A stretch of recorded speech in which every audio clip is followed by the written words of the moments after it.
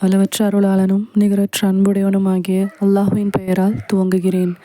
இன்னும் இறைவன் எல்லா பொருட்களின் பெயர்களையும் ஆதமுக்கு கற்றுக் கொடுத்தான்.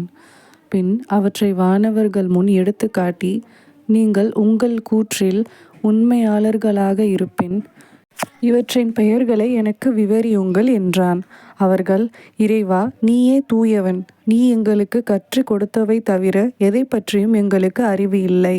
நிச்சயமாக நீயே பேரறிவாளன், விவேகம் மிக்கோன் என கூறினார்கள். ஆதமே, அப்பொருட்களின் பெயர்களை அவர்களுக்கு விவரிப்பீராக என்று இறைவன் சொன்னான்.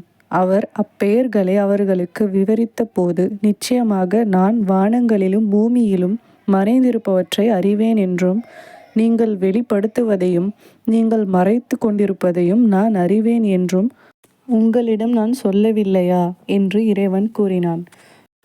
பின்னர் நாம் மலக்குகளை நோக்கி, ஆதமுக்கு பணிந்து சுஜூது செய்யுங்கள் என்று சொன்னபோது, இப்லீஸை தவிர மற்ற அனைவரும் சிரம் பணிந்தனர்.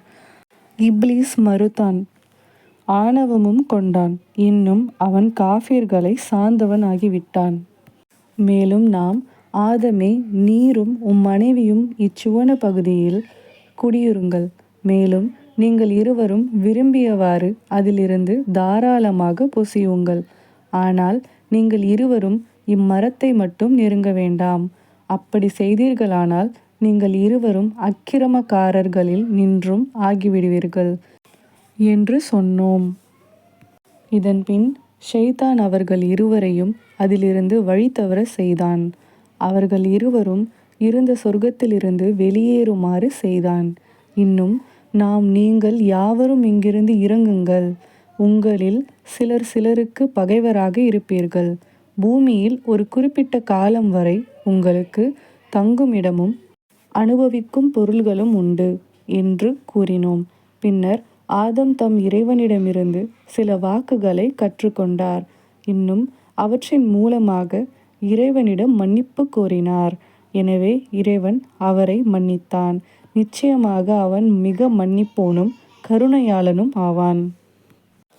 பின்பு நாம் சொன்னோம், நீங்கள் அனைவரும் இவ்விடத்தை விட்டும் இறங்கிவிடுங்கள்.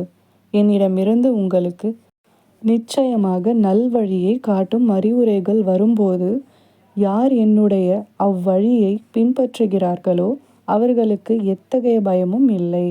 அவர்கள் துக்கப்படவும் மாட்டார்கள். அன்றி யார் இதை ஏற்க மறுத்து நம் மத்தாஜிகளை பொய்ப்பிக்க முற்படுகிறார்களோ அவர்கள் நரகவாசிகள்.